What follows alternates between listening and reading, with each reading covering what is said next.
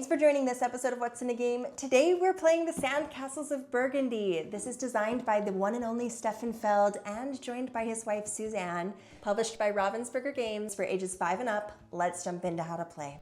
In Sandcastles of Burgundy, players are competing to decorate their shops and win the favor of the Queen Crab.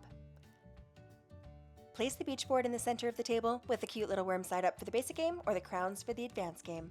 Evenly distribute 2 decorations of each type per player on the square spaces at random. Then add the Royal Guild members in 3 different spaces, with the Queen Crab placed on the first confetti space.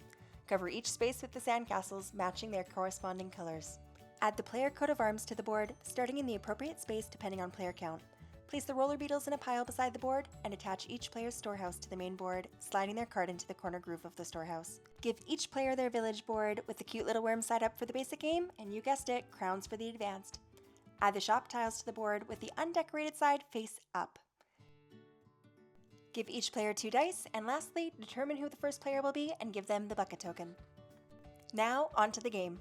Everyone will simultaneously roll their dice, and on a turn a player can do one of 2 things.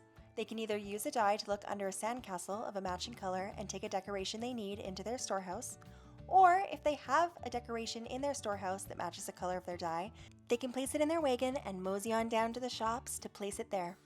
The first player will take their action, and then play will continue to the next player. Once both turns are complete, everyone will roll their dice again, and the first player bucket is passed to the left.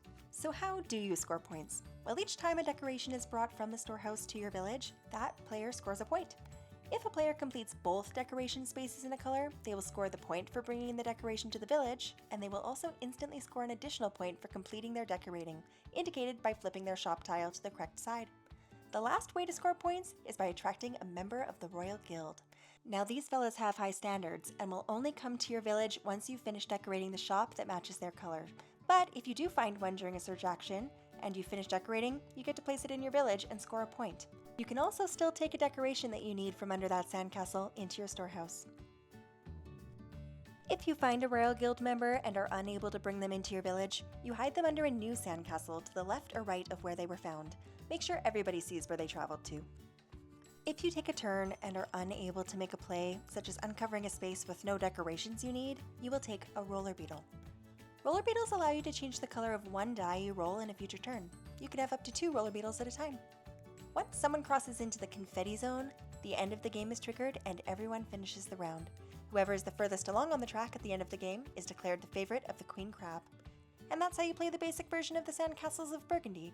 If your kids are ready to level up, they can play the advanced rules for some extra strategy. If you like this game, don't forget to check out the link below, I'll have it there, and then hit that subscribe button if you're wanting to see more games like this. Happy gaming!